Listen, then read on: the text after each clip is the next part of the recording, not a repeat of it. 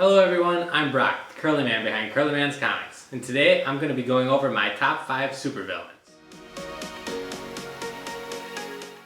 As always, I want to ask you guys to like, subscribe, drop a comment on who your favorite supervillain is. I'm more of an indie guy, so I don't know quite as much about superheroes and supervillains, so I'd be really interested to hear what you guys like the most so I could go check them out. But without further ado, let's dive into my top 5.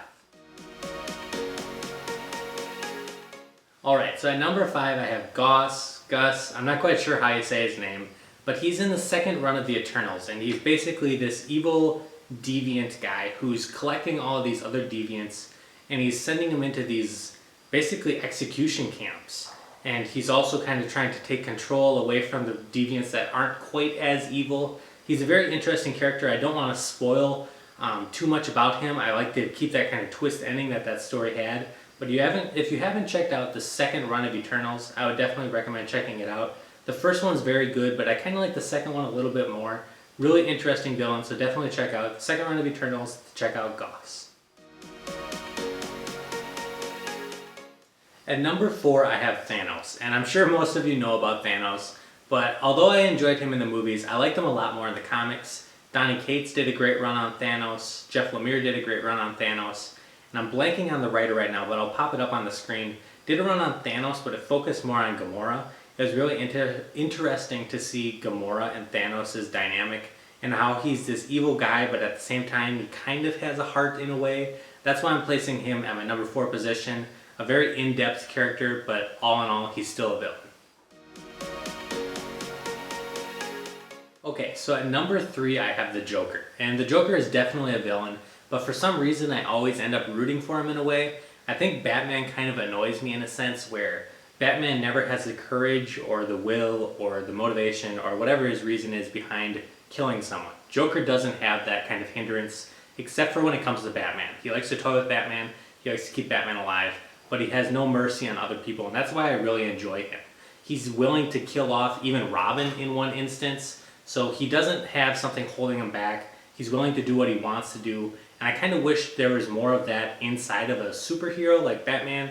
I kind of wish Batman would be more brutal in some instances. So that's why I kind of end up cheering for the Joker more often than I do for Batman, and that's why I'm placing him at number 3. Alright, so at number 2 I have Carnage, and I kind of enjoy him for the same reasons as I do Joker, but Carnage is so much more enjoyable because he seems even more twisted in a sense. He'll kill anyone with no remorse. He has this villainry against Venom. I also really enjoy Venom, so of course I'm going to be picking up on a lot of Carnage. They're going to be coming out with a movie soon that's going to have Carnage in, so I'm really excited about that. But basically he's just this really dark character. He has all of these dark desires. He seems like there's no way of fixing him, which is kind of related to the Joker in a sense, but he also has all of these cool Carnage abilities with his symbiote. His symbiote also has a personality kind of its own. It's kind of going against Venom, it's going against Eddie Brock, it's going against Dylan Brock now in the current run. He's kind of trying to partner up with who I'm going to be mentioning next.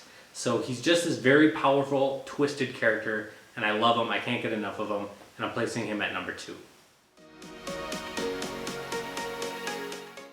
Alright, so at number 1 I have Knull, and I have my girlfriend here. She's recently getting into comics, and her favorite villain is also Knull, so I kind of want to give her a chance to talk and say why she likes him so much. She's got a new kind of perspective on comics, so it might possibly get some of you guys to jump in and be more willing to check out this villain also. So tell us a little bit about Knull. Super cool looking. True. He's a god of symbiotes. Yep. He's like the darkest, evilest person probably out there. Yeah. I don't know about Black Winter. There might be something with him. Yeah, that's another character that's popping up, another Donny Cates character in the Thor series. I feel like there's going to be a tie-in somehow, but yeah, they kind of both have that similar sort of dark energy. What else do you like about Knull? Anything else? I just liked his origin story. I bought Venom number 4. Yep.